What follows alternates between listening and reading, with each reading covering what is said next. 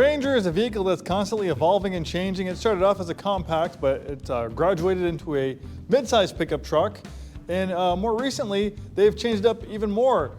You can't get the Ranger anymore with the longer 6-foot bed. It's only available with the shorter bed, about 4.5 feet with 4 doors. Obviously, it's a little bit more of a family-friendly option, which is more popular than the extra cab with a longer bed like this one.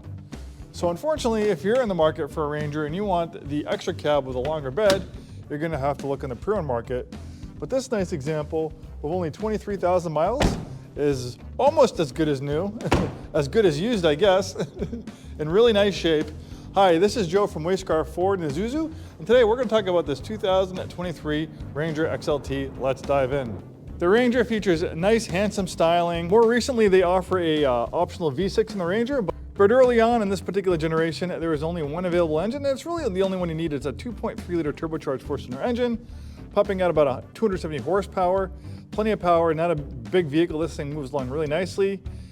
That's a workhorse engine. We can also find variations of that engine in the Mustang EcoBoost and in the Ford Bronco. The Ranger is a true truck indeed, built on rugged body and frame architecture.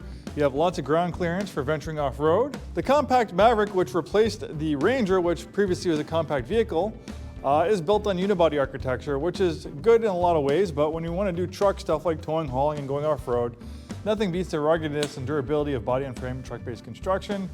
We have this nice big 6-foot bed, spray and bed liner. Then we have this nice tonneau cover. This is a Ford tonneau cover. It's nice and strong. It's going to keep everything in this thing in the bed locked down like a vault. So this is great for storing stuff in the bed, especially in the Pacific Northwest.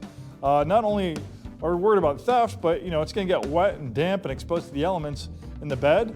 But this tonneau cover basically turns your bed into like a giant trunk. Now, obviously, if you don't want it, you can remove it. And I'm sure if you threw it on Craigslist or Facebook Marketplace, you'd get a decent amount of money for it. And even though this is an extra cab, we still have some rear seats. I probably wouldn't want to sit back there. I'm 6'2", maybe for like a short drive, but perfectly fine for smaller people or kids.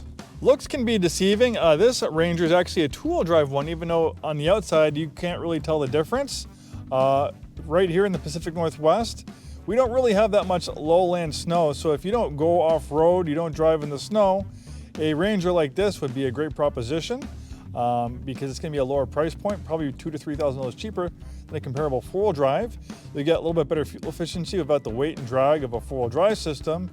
And when it comes to servicing it, you don't have to worry about servicing or repairing a four-wheel drive system, so that will save you money on maintenance and repair down the road. It still has a great traction control system. You can throw some weight in the